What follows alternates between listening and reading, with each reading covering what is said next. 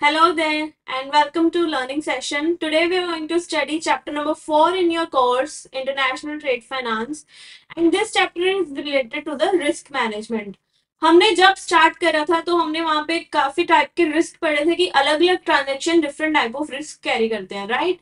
अब इस चैप्टर में हम क्या करने वाले हैं, हमारा मेन फोकस रहेगा कि हर एक तरह के रिस्क को हम दोबारा से समझेंगे एंड उस रिस्क से बचने के लिए, उस रिस्क को मिटिगेट करने के लिए हम क्या क्या स्टेप ले सकते हैं, तो ये सारी चीजें हम पढ़ेंगे। तो इससे पहले सबसे पहला हमारा मेन फोकस करेगा to understanding of the risk and after that how are we going to mitigate the risk. सबसे पहले यहाँ पे हमारा चैप्टर है रिस्क एलिमेंट, जिसमें हम पढ़ने वाले हैं कि रिस्क के एलिमेंट कहाँ कहाँ है, ट्रांजेक्शन में किस किस पार्ट में रिस्क हो सकता है। तो सबसे पहला है कि स्टॉक के डैमेज होने का रिस्क हो सकता है। जो हमने स्टॉक अपने पास स्टोर करके रखा हुआ है, हमने स्टॉक ट्रांजिट में भेजा हुआ है, बायर के पास पड़ा स्टॉक, उसके फिजिकली डैमेज होने का जो रिस्क है वो हमेशा रहता है। सेकेंडली है कि जब गुड्स बायर के पास चले गए, बायर को गुड्स अगर वो पसंद नहीं आए, उसने गुड्स एक्सेप्ट ना किए, तो उस केस में गुड्स हमारे वेस्ट होने का रिस्क रहता है। या फिर बायर ने गुड्स एक्सेप्ट कर लिए बट उसने उसकी पेमेंट नहीं करी, तो उस केस में भी हमारे ऊपर रिस्क रहेगा, राइट? अनदर ट्रांजेक्शन क्या हो सकती है कि बायर ने गुड्स एक्सेप्ट कर लिए, ही वांट्स टू पे, बट वो बैंकरप्ट हो गया, तो इस केस में भी हमारा तो गुड्स का लॉस हो गया। एंड लास्ट वन इज कि पॉलिटिकल एंड करेंसी रिस्क, कि आपने इंटरनेशनल ट्रेड करा, उसमें दो गवर्नमेंट के लॉ चेंज हो गए या करेंसी फ्लक्चुएशन इतनी होगी कि आपका लॉस हो गया, राइट? तो ये सारे रिस्क जो है हम हमारे इंटरनेशनल ट्रांजेक्शन में भी होते हैं एंड डोमेस्टिक में भी होते हैं। जो फर्स्ट थ्री है ये आपको दोनों में देखने को मिलेंगे, लेकिन जो लास्ट वाला है ये कॉमनली हम कहाँ पे देखते हैं, इन इंटरनेशनल ट्रेड। इसके बाद हम देखेंगे प्रूडेंट रिस्क मैनेजमेंट क्या है। प्रूडेंट मीन्स कि आप सेफ होके चल रहे हो। सेफ होके आप कैसे रिस्क मैनेजमेंट करोगे कि आप देखोगे कि मुझे किस किस ट्रांजेक्शन में कहाँ कहाँ पे रिस्क है और मैं कितना मैक्सिमम तक उसको कवर कर सकती हूँ, बट मैं उसको इतना भी ज्यादा रिस्क से बच के नहीं चलूंगी कि मेरा प्रॉफिट इम्पैक्ट हो जाए। बिकॉज ये चीज हम जानते हैं कि रिस्क एंड प्रॉफिट का क्या है, आपस में डायरेक्ट रिलेशन है। जहां पे ज्यादा रिस्क होता है वहां पे प्रॉफिट भी ज्यादा होने के चांसेस हमेशा होते हैं। तो हम इस तरह की रिस्क मैनेजमेंट लेके चलेंगे कि हमारी प्रॉफिटेबिलिटी भी ना इम्पैक्ट हो एंड हम रिस्क से बच भी जाएं, ताकि अगर रिस्क का हमारे ऊपर नेगेटिव इफेक्ट आना है तो वो हमारे ऊपर ज्यादा ना आए। तो सबसे पहला रिस्क जो हम कवर करने वाले हैं that is the transport risk. Transport risk क्या है कि जब हम गुड्स को फिजिकली मूव कर रहे हैं एक जगह से दूसरी जगह, तो उसमें गुड्स के डैमेज होने का रिस्क जो है उस चीज को हम कवर करेंगे। ओके, गुड्स हमारे अलग अलग मोड ऑफ ट्रांसपोर्टेशन के थ्रू हम कैरी करते हैं एंड उसकी चॉइस हमारी जो डिपेंड करती है वो डिपेंड करती है कि कॉस्ट कितनी बढ़ रही है या फिर मुझे कितना कन्वीनियंट है कौन सा मोड ऑफ ट्रांसपोर्ट, या कई बार बायर की स्पेसिफिक रिक्वायरमेंट होती है। तो इस तरह की सारी चीजें हम देखेंगे कि उसमें कौन सा मोड ऑफ ट्रांसपोर्ट है एंड उसके रिलेटेड हमारा रिस्क अलग अलग रहेगा। ओके, नाउ फर्स्टली हम देखने वाले हैं कंसिडरेशन। कंसिडरेशंस क्या है कि जब हम मोड ऑफ ट्रांसपोर्टेशन सिलेक्ट कर रहे हैं तो हम कौन कौन सी चीजों को देख रहे हैं। सबसे पहला आ जाता है हमारा कंटेनराइजेशन, कि मैंने गुड्स जो है वो परफेक्टली कौन से मोड ऑफ ट्रांसपोर्ट में मैं कैरी कर सकती हूँ ताकि कुछ मेरा लॉस ऑफ स्पेस भी ना हो इन कंटेनर्स, ठीक है। सेकेंडली स्टोरेज, कि कहाँ पे स्टोरेज मेरी गुड्स कितनी स्टोरेज कवर करने वाले हैं एंड उस अकॉर्डिंग मैं मोड ऑफ ट्रांसपोर्ट डिसाइड करूंगी कि जो अगर गुड्स है हैवी, राइट, अगर हैवी गुड्स हैं तो उसके लिए हम क्या देखेंगे कि बड़े बड़े कंटेनर्स के थ्रू करें ताकि एक ही बार में सारा सामान जाए। अगर लाइट गुड्स है तो उसके अकॉर्डिंग हम कुछ और मोड ऑफ ट्रांसपोर्ट देखेंगे। तो स्टोरेज का भी हम ध्यान रखते हैं in deciding mode of transportation. Next आ जाता है हमारे पास कि जब भी इंटरनेशनल ट्रेड होता है, इंटरनेशनल ट्रेड में मोस्ट कॉमनली यूज होने वाला मोड ऑफ ट्रांसपोर्ट है मरीन ट्रांसपोर्ट, जहां पे हम थ्रू सी गुड्स को ट्रांसपोर्ट करते हैं। And when ever there is marine transport तो हमें वहां पे क्या ध्यान रखना है कि हमारी एक्सपेक्टेड डेट ऑफ शिपमेंट क्या रहेगी, किस दिन मेरे गुड्स सेल होंगे, sale in the sense ship किस दिन जाएगी, राइट? क्योंकि वो चीज हमें देखनी इसलिए जरूरी है ताकि हम एलसी, हमारी अगर लेटर ऑफ क्रेडिट के थ्रू फाइनेंस हुई है ट्रांजेक्शन, तो उस केस में मुझे पता होना चाहिए गुड्स किस दिन जाएंगे एंड मुझे किस दिन एलसी कैश होगी, वो सारी चीजें हमें देखनी पड़ती हैं। मोड ऑफ ट्रांसपोर्ट इसलिए भी इंपॉर्टेंट होता है चूज करना क्योंकि अगर मैंने गलत मोड ऑफ ट्रांसपोर्ट चूज कर लिया एंड मेरे गुड्स डिलीवर होने में लेट हो गए तो उसमें मेरा रेपुटेशन रिस्क भी हमेशा बना रहता है मेरे ऊपर, राइट। नेक्स्ट आता है कि ट्रांसपोर्टेशन जब भी आप कर रहे हो तो वहां पे आपको प्रॉपर रिकॉर्ड कीपिंग करनी पड़ती है इंपॉर्टेंट डॉक्यूमेंट की, कि अगर आपके जो गुड्स ट्रांसपोर्ट हुए हैं उनको कल को कुछ लॉस होता है तो आप प्रूव कर सको कि गुड्स आपने ट्रांसपोर्ट कर दिए थे या फिर गुड्स आपने अच्छे से सेव करके रखे थे, तो उसके लिए हमें रिकॉर्ड कीपिंग भी मेंटेन करनी पड़ती है। तो these were some points related to the transportation of goods, कि मोड ऑफ ट्रांसपोर्ट कैसे सिलेक्ट करना है एंड कौन कौन सी चीजें उनको देखनी पड़ती है। अब हम नेक्स्ट देखने वाले हैं कि हमने यहाँ पे बड़ा रिकॉर्ड कीपिंग क्या है इंपॉर्टेंट है, जहाँ पे भी फ्रेट फॉरवर्डर की सर्विस हम यूज कर रहे हैं, तो हम यही आगे चीज पढ़ने वाले हैं कि फ्रेट फॉरवर्डर सर्विसेज होती क्या है। फ्रेट फॉरवर्डर्स क्या होते हैं, एक तरह से एजेंट होते हैं जो कि हमें क्या सर्विस प्रोवाइड कर रहे हैं, seller of the goods and transport agency, इन दोनों के बीच में एक एजेंट होता है जो कि बेसिकली उसका क्या काम है कि उसने आपके जो भी आपने गुड्स ट्रांसपोर्ट करने हैं उसका क्या करना है, फ्रेट चार्जेस आपको बताना है कि कितना फ्रेट लगेगा, ट्रांसपोर्ट कंपनी से पूछ के आपको फ्रेट चार्जेस बताने हैं कितना फ्रेट चार्जेस लगेगा, गुड्स आप किस फॉर्म में भेज सकते हो या गुड्स आपकी किस किस कंटेनर में जाने चाहिए, उसके रिगार्डिंग आपको एडवाइस करता है कि आपको कैसे शिपमेंट करनी चाहिए गुड्स की, कैसे ग्रुपिंग करनी चाहिए गुड्स की। ये सारी सर्विस कौन करता है, एजेंट, फ्रेट फॉरवर्डिंग एजेंट आपको प्रोवाइड करता है। एंड जब आपके गुड्स वहां पे पहुंच रहे हैं तो वहां पे उनको अनलोड करना है, एंड ये सारी सर्विस भी कौन प्रोवाइड करेगा, फ्रेट फॉरवर्डर ही प्रोवाइड करेगा ना। नॉर्मली क्या होता है कि ये फ्रेट फॉरवर्डर लॉजिस्टिक कंपनी का भी हो सकता है, मीन्स जिस कंपनी से मैं गुड्स शिप करवा रही हूँ हो सकता है वही कंपनी मुझे ये सर्विसेज दे रही हो, या हो सकता है कि मैं थर्ड पार्टी से भी ये सर्विसेज ले रही हूँ। तो ये होती है freight forwarder services. Now we have discussed the risk in mode of transportation और the risk in transportation of goods, जिसमें हमने मेन क्या रिस्क देखा है कि गुड्स की टाइमली डिलीवरी का रिस्क रहता है हमारे पास, एंड सेकेंडली गुड्स के डैमेज होने का रिस्क रहता है इन ट्रांजिट।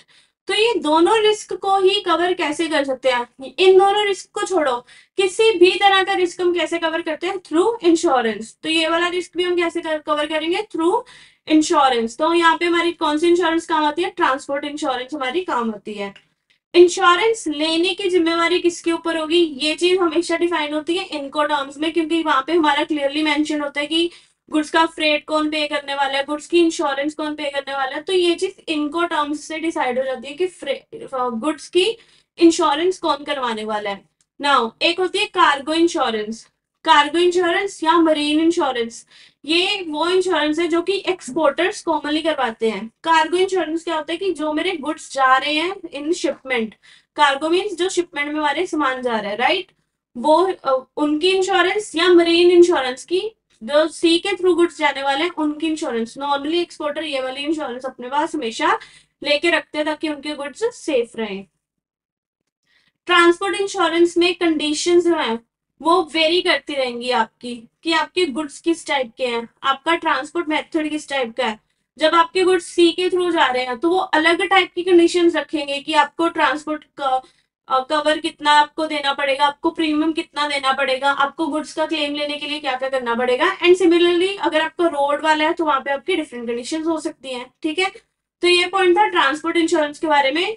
अभी अब तक हमने क्या करा, हमने सबसे पहले समझा कि रिस्क क्या है एंड उस रिस्क को कवर कैसे कर सकते हैं, थ्रू ट्रांसपोर्ट इंश्योरेंस। लेकिन ट्रांसपोर्ट इंश्योरेंस लेने के बाद भी आपको कुछ रिस्क मैनेजमेंट के प्रोसीजर्स का जो है ध्यान रखना पड़ेगा, जिसमें सबसे पहले है कि जब भी आप गुड्स को शिप कर रहे हो तो आपको उनकी पैकिंग एंड उनकी शिपमेंट जो है वो बहुत ही अच्छे से करनी पड़ेगी। मीन्स अगर मैं गुड्स भेज रही हूँ एंड मैंने गुड्स को इंश्योरेंस से कवर किया हुआ है तो मैं क्या, इसका मतलब ये नहीं है कि मैं गुड्स को ऐसी फेंक फेंक के मारी जो भी कंटेनर है उसमें, या मैं बिल्कुल केयरलेसली स्टॉक को रखूं। इंश्योरेंस होने के बाद भी दिस इज माय रिस्पॉन्सिबिलिटी कि गुड्स को मैं अच्छे से ट्रांसपोर्ट करूं, उनकी पैकेजिंग अच्छे से हो, उनको प्रॉपरली उनको एटमॉस्फेयर में, जिस भी एटमॉस्फेयर में गुड्स सही रहने हैं उसी एटमॉस्फेयर में मैं उनको रखूं।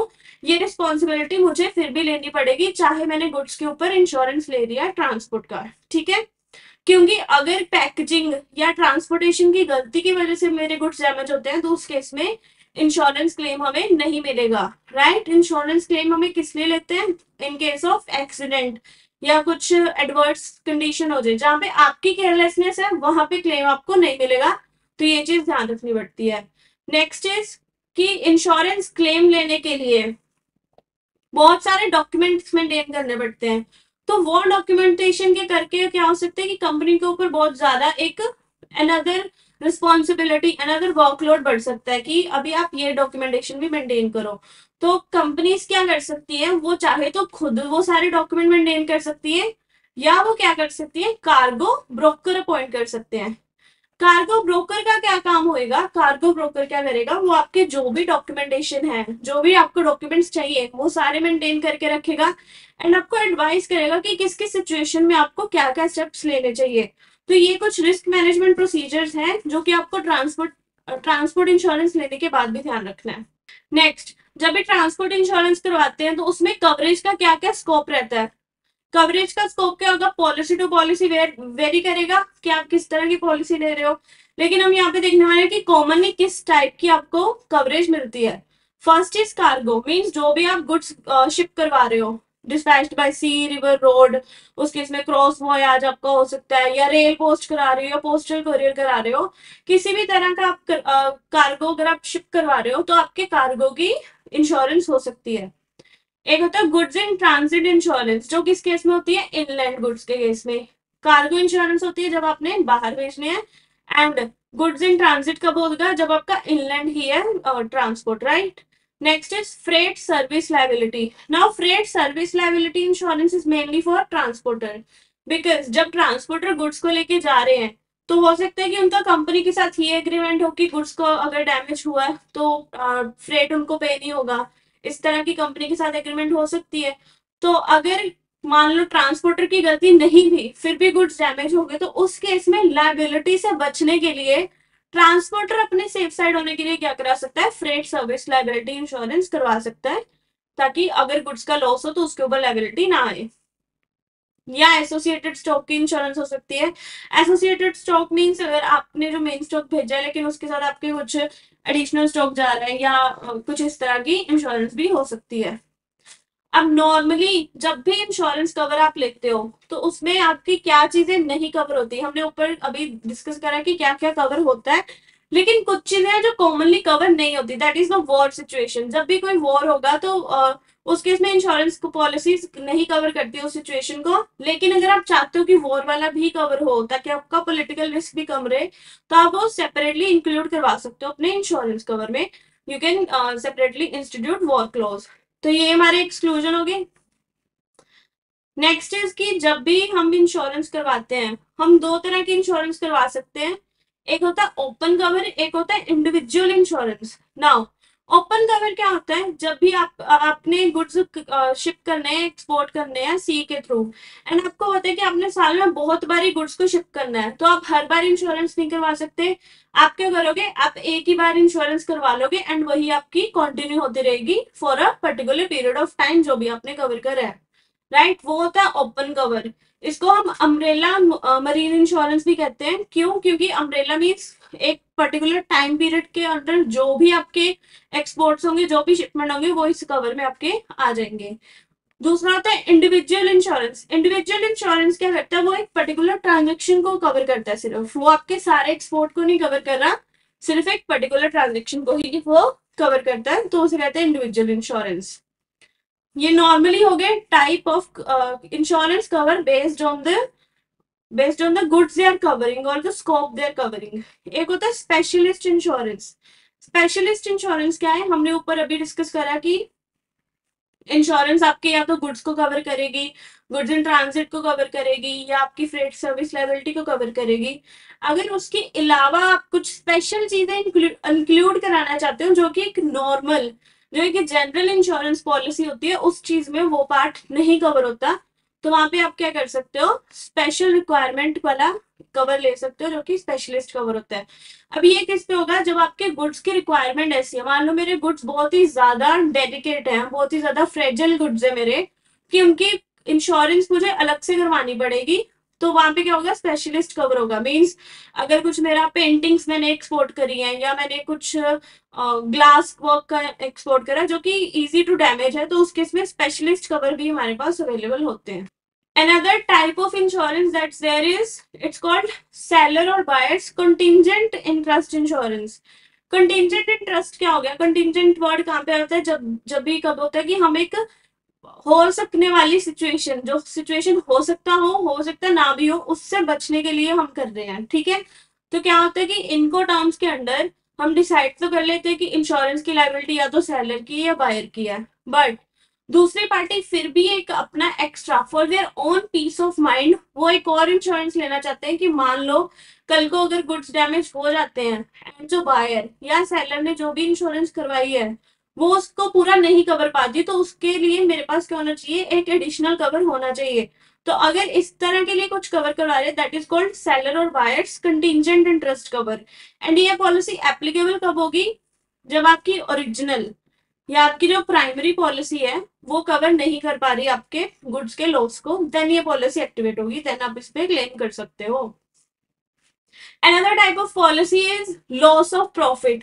लॉस ऑफ प्रॉफिट क्या है कि अगर आप गुड्स ट्रांसपोर्ट कर रहे हो तो उसके गुड्स की लेट डिलीवरी होने के कारण या गुड्स की डिलीवरी ना होने के कारण आपका प्रॉफिट का कुछ लॉस आपका हो सकता है कुछ प्रॉफिट होने वाला था जो आपको नहीं हुआ, तो आप अपने लॉस ऑफ प्रॉफिट को भी कवर कर सकते हो थ्रू इंश्योरेंस। एंड अगर आपको कुछ इस तरह से लॉस होता है थ्रू ट्रांसपोर्ट तो वो आपको क्लेम मिल जाएगा, right. Next is charterers liability insurance. Charterer कौन होता है? एक शिपिंग कंपनी होती है जो शिप को ओन कर रही है, जो एक वेसल को ओन कर रही है। एंड देन एक होती है चार्टरर कंपनी जो वेसल को ओन नहीं कर रही, लेकिन वो शिप के ओनर से क्या कर रही है? उसको रेंट पे ले रही है या उससे कॉन्ट्रैक्ट कर रही है कि मुझे आप अपनी शिप को यूज करने दो, ठीक है। तो वो गुड्स का क्या हो जाता है? चार्टरर हो जाता है। अब ये पर्सन गुड्स शिप में गुड्स लेके जा रहा है तो इसकी भी लाइबिलिटी होगी शिप की प्रॉपर मेंटेनेंस करने की, वो सारी चीजें करने की। तो अपनी लाइबिलिटी से बचने के लिए कि अगर कल को कुछ एक्सीडेंट हो जाता है एंड शिप का कुछ नुकसान होता है या कुछ भी नुकसान होता है, उस चीज को कवर करने के लिए जो insurance charterer of the ship को मिलती है that is called charterer liability insurance. And ये इंश्योरेंस भी आपके पास अवेलेबल होती है। So these are all the type of insurances that are available, जिसको हम कब करवाएंगे? जब हम चाहते हैं कि मेरे गुड्स जब ट्रांसपोर्ट हो रहे हैं उस केस में मेरा रिस्क कवर हो जाए, तो ये सारी इंश्योरेंस आप करवा सकते हो। तो ये हमारा कवर हो गया चैप्टर ट्रांसपोर्ट रिस्क, जिसमें हमने देख लिया रिस्क क्या है एंड उस रिस्क से बचने के लिए किस किस तरह के इंश्योरेंस ऑप्शन आपके पास अवेलेबल होते हैं। Next risk that we are going to study now is the contract and credit risk. इस रिस्क में हम क्या क्या चीजें कवर करने वाले हैं वो देख लेते हैं। कॉन्ट्रैक्ट रिस्क क्या होता है? मैंने पार्टी के साथ कॉन्ट्रैक्ट करा, राइट, तो उस चीज में मुझे अलग अलग टर्म्स होंगी बायर एंड सेलर के बीच, राइट। हो सकता है कि कुछ टर्म्स ऐसी हो जब बायर को नहीं पता था at the time of entering of contract, but उसके अगेंस्ट वो यूज की जा सकती है। या कॉन्ट्रैक्ट करते टाइम क्या हुआ कि कुछ conditions. Next chapter is contract and credit risk. इस चैप्टर में हम क्या देखने वाले हैं कि आपके कॉन्ट्रैक्ट में क्या क्या रिस्क हो सकते हैं, कि पार्टी ने दोनों पार्टी अपनी टर्म्स को ऑनर करती हैं या नहीं करती, उससे रिलेटेड रिस्क। दूसरा आपका क्रेडिट रिस्क, जब आप क्रेडिट पे सेल कर रहे हो तो सामने वाली पार्टी आपको पे करेगी या नहीं करेगी, आपका क्रेडिट में कुछ लॉस हो सकता है, उस चीज को कवर करने के रिस्क, उस चीज के रिस्क की बात हम करेंगे एंड देन हम देखेंगे कि उस चीज को कवर कैसे किया जा सकता है। क्रेडिट रिस्क मैनेजमेंट क्या है कि आपने एक बैलेंस मेंटेन करना है between taking reasonable risk and protection, right, जो कि हमने स्टार्टिंग में भी डिस्कस करा कि आप एक रीजनेबल बैलेंस मेंटेन करोगे ताकि आप रिस्क उतना का लो जिससे आपकी प्रॉफिटेबिलिटी इंपैक्ट ना हो एंड लॉस भी आपको ज्यादा ना हो सके, आप एक बैलेंस मेंटेन करोगे। नाउ जब भी हम गुड्स सेल करते हैं तो एक कॉमन यहाँ पे एक टर्म है that sale is a gift until it is paid for. Because अगर मैंने किसी को क्रेडिट में गुड्स भेजे हैं, जब तक मेरे को पैसे नहीं आ रहे, इट्स लाइक कि मैंने उस पर्सन को गिफ्ट दिया है। जब मेरा प्रॉफिट कब होगा? जब वो पर्सन मुझे पे कर देगा, देन मुझे प्रॉफिट होगा, उससे पहले it's just a gift, right. Risk management क्यों जरूरी है in case of credit? Because इससे आपकी प्रॉफिटेबिलिटी डायरेक्ट इम्पैक्ट हो रही है, राइट। अगर आपने जिस पर्सन को सेल करी है वो पर्सन पे नहीं करेगा तो आपका सीधा प्रॉफिट इम्पैक्ट होगा। तो इसलिए ये रिस्क मैनेजमेंट बहुत जरूरी है बिकॉज ये बैलेंस शीट को इम्पैक्ट करता है, सप्लायर एंड इन्वेस्टर के परसेप्शन को इम्पैक्ट करता है आपके बिजनेस के बारे में, ठीक है। अब किस किस तरह के रिस्क प्रोटेक्शन टूल हमारे पास अवेलेबल है वो हम ओवरव्यू हमें यहाँ पे दिया हुआ है कि क्रेडिट इंश्योरेंस करवा सकते हो आप, विदाउट रिकोर्स फैक्टरिंग करवा सकते हो। नो फैक्टरिंग हम पहले डिस्कस कर चुके हैं, यहाँ पे आप अपने रिसीवेबल्स का राइट सेल कर देते हो। या लेटर ऑफ क्रेडिट कॉन्फर्मेशन, कि आपके पास letter of credit already available है, उसको आप फर्दर कंफर्म करवा रहे हो ताकि एडिशनल सिक्योरिटी आए। इस तरह के रिस्क प्रोटेक्शन टूल हमारे पास अवेलेबल है। अभी हम पढ़ने वाले हैं what is the importance of credit risk management, कि जो हम क्रेडिट रिस्क मैनेजमेंट कर रहे हैं ये करना जरूरी क्यों है। सबसे पहली बात तो ये चीज हमें विदाउट डिस्कसिंग एनीथिंग ये समझ आना चाहिए कि हमारा, क्योंकि क्रेडिट देने से हमारा सीधा प्रॉफिट इम्पैक्ट होगा, तो इसलिए उस चीज को कवर करना काफी इंपॉर्टेंट हो जाता है। बाकी कुछ और चीजें देख लेते हैं। जब भी हमें क्रेडिट मैनेजमेंट एक पॉलिसी बना के चलते हैं तो हमें पता लग जाता है कि किस पर्सन को कितना क्रेडिट देना है। हमें हर पर्सन की क्रेडिट वर्दीनेस को इवेल्युएट कर सकते हैं एंड उससे हम डिसाइड कर सकते हैं कि पर पर्सन हम कितना क्रेडिट देना अफोर्ड कर सकते हैं या किसको कितना देना चाहिए। हम एक प्रॉपर पॉलिसी बना सकते हैं कि अगर आप किस पर्सन को कितना पीरियड का क्रेडिट दोगे एंड डिफॉल्ट के केस में उसके ऊपर क्या एक्शन लेने हैं, क्या रिकवरी की स्ट्रेटेजी हमारी होने वाली है, क्या क्या एक्शन होंगे, ये सब कुछ हम देख सकते हैं। प्रूडेंट क्रेडिट मैनेजमेंट में हम ये डिसाइड करेंगे कि हमने पेमेंट टर्म्स क्या रखनी है, कितने दिन तक का क्रेडिट हमने बायर को जो है देना है। And another important thing is कि जब भी हम एक क्रेडिट मैनेजमेंट की पॉलिसी बना के चलते हैं तो हमारे पास एक uniform guidance, uniform platform, uniform procedure होता है, जिससे हम क्या देख सकते हैं कि मुझे अगर क्रेडिट देना तो एक सिंपल रूल है जो सबके ऊपर एप्लीकेबल है कंपनी में, तो उससे क्या होगा कि आपका रिस्क कम हो जाएगा, बिकॉज अलग अलग लोग अलग अलग चीजें नहीं फॉलो कर रहे, एक सेम चीज फॉलो करी जा रही है। तो इसलिए क्रेडिट मैनेजमेंट हमारे लिए इंपॉर्टेंट बन जाता है। नेक्स्ट इज की टाइप ऑफ कॉन्ट्रैक्ट क्या है एंड कॉन्ट्रैक्ट एंटर करते टाइम पे क्या क्या चीजें देखनी चाहिए ताकि हमारा कॉन्ट्रैक्ट रिस्क कवर किया जा सके। कॉन्ट्रैक्ट जब भी हम एंटर कर रहे हैं सबसे पहली चीज होनी चाहिए कि क्लियर कॉन्ट्रैक्ट होना चाहिए, कि हर पार्टी की लाइबिलिटी, हर पार्टी का राइट क्लियरली स्टैब्लिश होना चाहिए, कुछ भी बेस्ड ऑन अजम्पशन नहीं होना चाहिए, कुछ भी ओपन टू इंटरप्रिटेशन नहीं होना चाहिए। ठीक है। Second is battle of form. Battle of form का आपको बहुत ध्यान रखना चाहिए। बैटल ऑफ फॉर्म क्या होता है, दोनों पार्टी में से एक पार्टी कुछ ऐसी कंडीशन डाल सकती है जो कि उसके लिए ज्यादा बेनिफिशियल है। मींस अगर मैं सेलर हूं तो बायर हो सकता है, बायर कुछ ऐसी कंडीशन डाल ले जो बायर के लिए ज्यादा बेनिफिशियल है। इस चीज को कहते हैं बैटल ऑफ फॉर्म। तो जब भी कॉन्ट्रैक्ट बनाओ तो आप ये देख लो कि बैटल ऑफ फॉर्म वाला आपने सारे रिस्क कवर कर लिए या नहीं, या कुछ अनडू एडवांटेज दूसरी पार्टी को तो नहीं मिल रहा, राइट। नेक्स्ट, जब भी आप कॉन्ट्रैक्ट कर रहे हो तो उसमें आप देख लो कि आपके लिए कौन सी टाइप की ट्रांजेक्शन करनी बेनिफिशियल है।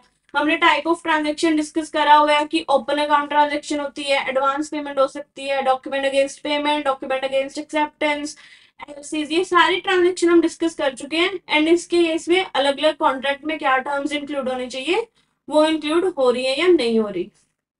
नेक्स्ट एक और चीज जो आप ध्यान रख सकते हो कि जब भी आप एक इंटरनेशनल ट्रेड का कॉन्ट्रैक्ट करो तो आप यूसी पीडीसी के जो गाइडलाइंस है, जो कि एक यूनिफॉर्म कॉन्ट्रैक्ट के आपको गाइडलाइंस दिए गए हैं, आप उसके अकॉर्डिंग बनाओ ताकि आपका रिस्क जो है कम हो सके। ओके, तो ये था about contract risk. Contract risk में क्या होता है कि आपके जब भी अगर आपकी कॉन्ट्रैक्ट में या डॉक्यूमेंटेशन में थोड़ी सी भी डिस्क्रिपेंसी हो जाती है तो उससे आपकी पेमेंट, एलसी की आपकी पेमेंट या आपका बैंक से जो भी आपने फर्दर आपने रिकवरी करनी होती है या लोन्स लेने होते हैं वो इम्पैक्ट हो सकते हैं। तो आपको कुछ कॉमन डिस्क्रिपेंसीज दी हुई हैं जो कॉमन आप मिस्टेक्स कर सकते हो इन डॉक्यूमेंट्स, वो चीजें यहाँ पे लिखी हुई हैं, इन चीजों का ध्यान रखना है। एंड बैंकर्स के लिए भी ये इंपॉर्टेंट है बिकॉज जब भी आप किसी डॉक्यूमेंट के अगेंस्ट या किसी एग्रीमेंट के अगेंस्ट फाइनेंस दे रहे हो तो ये डिस्क्रिपेंसीज आपको चेक करनी चाहिए बिकॉज ये बैंकर के लिए भी फर्दर रिस्क फिर बन सकता है। ठीक है, इसमें से कुछ एग्जांपल्स हम पढ़ लेते हैं, जैसे कि एलसी की लिमिट ना एक्सीड हो रही हो, या फिर जो बिल ऑफ लेडिंग है वो सेट कंप्लीट आपके पास पहुंचा या नहीं पहुंचा, या फिर आपके वेट्स जो आपने डिक्लेयर कर रहे हैं वो एक्चुअल वेट से डिफरेंट है। इस तरह की काफी सारी डिस्क्रिपेंसीज यहाँ पे डॉक्यूमेंटेशन में मेंशन करी है जिसका आपको ध्यान रखना चाहिए। Now we discuss the discrepancies that should be noted in a contract ताकि आपका कॉन्ट्रैक्ट रिस्क कवर हो सके। Now another part of the chapter was credit risk. तो हम देखेंगे क्रेडिट रिस्क को कैसे कवर कर सकते हैं। उसके लिए हमारे पास क्या अवेलेबल है, क्रेडिट इंश्योरेंस। क्रेडिट इंश्योरेंस क्या रिस्क आपको कवर करती है कि अगर आपका बायर पेमेंट नहीं करेगा तो उस केस में आप क्या कर सकते हो, इंश्योरेंस को क्लेम कर सकते हो एंड आप अपना लॉस जो है रिकवर कर सकते हो। इसमें क्या होगा, कॉन्ट्रेक्चुअल जो भी आप प्रिपरेशन करते हो, नॉन जब भी नॉन पेमेंट नहीं होगी, वो सारी चीजें इसमें कवर करी जाती हैं। Next thing is bad debt protection. Bad debt protection क्या है? बैड डेट प्रोटेक्शन भी एक अनदर मेजर है, एक another method of risk management of credit. जब भी आप क्रेडिट पे सेल कर रहे हो तो आप बैड डेट प्रोटेक्शन भी करके चल सकते हो, जिसमें क्या क्या हम कर सकते हैं, कॉन्फर्मेशन ऑफ एलसी, कि एक इश्यूइंग बैंक की गारंटी तो मुझे मिल रही है बट उसके ऊपर मैंने एडिशनल गारंटी ले ली ताकि मैं एक्स्ट्रा सेफ होके चलूं। या अनदर चीज आप कर सकते हो, आप फैक्टरिंग करके आप फैक्टरिंग या फॉरफेटिंग कर सकते हो अपने रिसीवेबल्स की, जिससे आप जो विदाउट रिकोर्स आप अपना रिसीवेबल का रिस्क ट्रांसफर कर सकते हो बैंक के ऊपर। इस तरह से आप बैड डेट वाला रिस्क जो है ऑलरेडी एलिमिनेट कर सकते हो ट्रांजेक्शन से। रिस्क कैसे एलिमिनेट होगा? बिकॉज जो चीज आप पहले रिस्क था आपके ऊपर कि बायर पे करेगा या नहीं करेगा, वो रिस्क ट्रांसफर हो जाता है बैंकर के ऊपर, क्योंकि उसने रिकवर करना है अब सामने वाले पर्सन से। तो ये दो मेथड है जिससे आप अपना क्रेडिट रिस्क कवर कर सकते हो।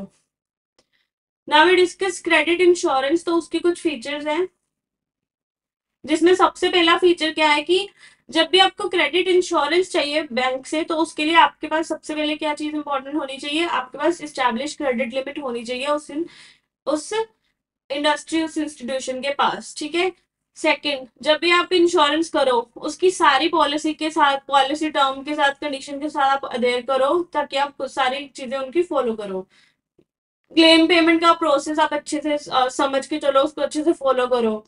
मिनिमम टाइम क्लेम जब भी आप अप्लाई करते हो इंश्योरेंस, क्रेडिट इंश्योरेंस के केस में, तो मिनिमम 6 मंथ्स लग सकते हैं आपको इंसॉल्वेंसी रिलेटेड लॉस में। मीन्स कि अगर आपका इंसॉल्वेंसी होने के कारण लॉस हुआ है तो आपको 6 महीने तक का टाइम लग सकता है। एंड अगर कुछ और रीजन है लॉस के, लाइक स्लो पे, इकोनॉमिक या पॉलिटिकल इवेंट्स, तो उस केस में ज्यादा टाइम भी आपको लग सकता है। इंश्योरेंस पॉलिसी की कवरेज में another feature that is there to be noted in credit insurance is credit insurance cover क्या क्या कर रहा है। मीन्स क्या वो सिर्फ नॉन पेमेंट को कवर कर रहा है, या वो इंसॉल्वेंसी का केस भी कवर कर रहा है, या वो ऐसे केसेस भी कवर कर रहा है जहाँ पे बायर की गुड्स सेल नहीं हुए आगे या कुछ भी। मीन्स किस किस कितने एरिया तक, कितने स्कोप तक वो कवर कर रहा है। तो यहाँ पे हम देख सकते हैं कि अलग अलग टाइप की कवरेज होती है इंश्योरेंस की। में वो सेल, या तो सिर्फ सेल वाला पार्ट कवर कर सकता है, या फिर आपका अगर कुछ डिफॉल्ट हुआ है, political risk, pre delivery risk, या cover for sale from stock, इस तरह के सारे रिस्क जो है वो इंश्योरेंस कवरेज में कवर कर सकता है।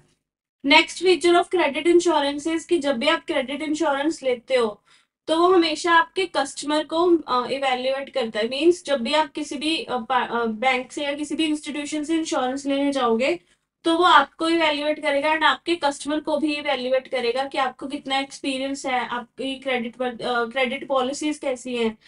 एंड नेक्स्ट चीज इसमें क्या इंपॉर्टेंट हो जाती है कि utilising and adhering to credit limit services provided by the insurance. Means जब भी आप इंश्योरेंस लेते हो तो उसमें आपको उनकी टर्म्स एंड कंडीशन जो कि आपको फॉलो करनी बहुत इंपॉर्टेंट रहती है। Next part is role of credit insurer, कि एक जो क्रेडिट आपको क्रेडिट इंश्योरेंस पर्सन प्रोवाइड कर रहा है उसका क्या क्या रोल है, वो क्या क्या रोल प्ले करता है ट्रांजेक्शन में। सबसे पहले वो पर्सन क्या कर रहा है, रिस्क को अंडरराइट कर रहा है, राइट। अंडरराइट करने का मीनिंग क्या हुआ कि उसने आपको एक नीचे गारंटी दे दी कि कोई बात नहीं, अगर आपका वहां पे लॉस होता है then I will recover your loss, ठीक है। तो आपका लॉस रिकवर कर रहा है, आपका रिस्क अंडरराइट कर रहा है। Next is credit management procedure. वो जब भी एक क्रेडिट इंश्योरर, जब पर्सन आपको क्रेडिट इंश्योरेंस देगा, वो ये इस चीज पे फोकस करेगा कि आपका खुद का क्रेडिट मैनेजमेंट प्रोसीजर क्या है। आप किसी को अनड्यू क्रेडिट तो नहीं दी जा रही। आपको पता है कि कोई पर्सन इंसॉल्वेंट होने की कगार पे है, वो आपके काफी टाइम से पेमेंट्स नहीं करा, आप फिर भी उसको क्रेडिट पे सेल करी जा रहे हो, वो आपकी पॉलिसीज को इवेल्युएट करेगा, ठीक है। नेक्स्ट इज कि वो हमेशा ये इंश्योर करेगा कि आपके जो सेल कॉन्ट्रैक्ट है वो रिटर्न में हो, ताकि उस चीज के ऊपर लीगल एक्शन लेना क्या रहे, आसान रहे। क्रेडिट इंश्योरेंस में contribute to the legal cost. Credit insurer आपके इंश्योरेंस को प्रोवाइड करेगा, लेकिन आपको उस चीज में जब भी उससे पहले आपने रिकवरी के अगर स्टेप्स लिए हैं तो उसमें अगर आपकी कॉस्ट लगे तो वो चीज भी वो आपकी रिकवर कर सकते हैं। नेक्स्ट, इंडेमनिटी क्या होती है? क्रेडिट इंश्योरेंस आपको कितना तक आपका लॉस रिकवर करके देगा? तो 100% वो कभी नहीं करके देगा, it would normally B 80 to 90%, right? And जब भी क्रेडिट इंश्योरर आपका रिस्क कवर करेगा तो वो ये चाहेगा कि आपका एक वाइड रिस्क कवर हो, एंड ताकि उसका पोर्टफोलियो भी जो डाइवर्स बना रहे। तो ये है कुछ रिस्क जो कि क्रेडिट इंश्योरर प्ले करता है। Next important thing that should be noted in credit insurance is reporting and risk management. जब भी आपको कुछ लॉस हुआ है तो उस केस में आपका रिपोर्टिंग करना का time, that means a lot. And loss होने से पहले आपने अपनी तरफ से लॉस को बचाने के लिए क्या क्या स्टेप्स लिए, आपने रिस्क मैनेजमेंट के क्या क्या स्टेप लिए, वो चीज काफी इंपॉर्टेंट रहती है। तो सबसे पहली चीज क्या है, जैसे ही आपका कुछ ओवरड्यू होता है या कुछ भी इश्यू आता है कस्टमर के साथ, आपकी पहली रिस्पॉन्सिबिलिटी बनती है आप उस चीज को क्या करो, टाइमली रिपोर्ट करो। सेकंड, आप क्रेडिट इंश्योरर को, क्रेडिट इंश्योरर जो है वो हो सकता है कि सेम बायर से सेम मार्केट में अलग अलग तरह से वो रिस्क कवर कर रहा हो, तो इस चीज का भी आपको ध्यान रखना पड़ेगा। थर्ड, जो है बेनिफिट क्या हो सकता है आपको कि collective reporting of potential customer financial difficulty, means कि जब आप रिपोर्टिंग एंड रिस्क मैनेजमेंट काफी इंपॉर्टेंट होता है, क्योंकि इसमें आपको अपने रिस्क को रिपोर्ट कर दिया क्रेडिट इंश्योरर को, एंड वो देखेगा कि आपने अपनी तरफ से क्या क्या स्टेप लिए। इसमें हमने मेन चीज क्या ध्यान रखनी है कि हम टाइमली रिपोर्ट कर दे रिस्क को, जो है क्रेडिट इंश्योरर को। नेक्स्ट आ जाता है policy reaction to non payment. जब भी आप क्रेडिट इंश्योरेंस ले रहे हो तो आप देखो कि उस इंश्योरेंस में जो आप पॉलिसी ले रहे हो उसमें नॉन पेमेंट के ऊपर वो क्या करने को बोल रहा है, मीन्स क्या, अगर आपकी नॉन पेमेंट होती है उस केस में कैसे आपको एक्शन लेना वो क्या बता रहा है, कितना वेटिंग पीरियड उसने बताया, वो सारी चीजों का आप ध्यान रखो एंड उसको आप अच्छे से फॉलो करो, बिकॉज अगर आप फॉलो नहीं करोगे तो आपके क्लेम में डिफिकल्टी आ सकती है। Now last thing in this topic is benefit of taking a credit cover। जब भी आप क्रेडिट इंश्योरेंस ले रहे हो उसके आपको बेनिफिट क्या क्या हो सकते हैं। सबसे पहला बेनिफिट क्या है कि आपके प्रोटेक्शन मिलती है आपको लॉसेस से, ठीक है, आपकी एसेट प्रोटेक्शन मिलती है। सेकंड, आपको ज्यादा एक्सेस मिलता है, आप अपने बायर को क्रेडिट टर्म ज्यादा अच्छे से ऑफर कर सकते हो बिकॉज आप अपने पार्ट में प्रोटेक्टेड फील करते हो। थर्ड आ जाता है आपका क्रेडिट मैनेजमेंट बेटर हो जाता है, आपने क्योंकि रिस्क को बहुत अच्छे से मैनेज कर लिया, आपने सारे प्रोटेक्शन के स्टेप्स ले लिए हैं। आपको जब भी कुछ ओवरड्यू होगा उस केस में असिस्टेंस प्रोवाइड करेंगे क्रेडिट इंश्योरर, पहले आपको कुछ हेल्प करेंगे कि आप अपनी तरफ से रिकवर करने की कोशिश करो। एंड मोस्ट इंपॉर्टेंट चीज, ये कॉन्फिडेंस बिल्ड करता है। तो ये बेनिफिट थे। And now we have discuss कि क्रेडिट रिस्क को कैसे मैनेज किया जा सकता है, क्रेडिट रिस्क को कैसे कंट्रोल किया जा सकता है, right? So this chapter is also covered.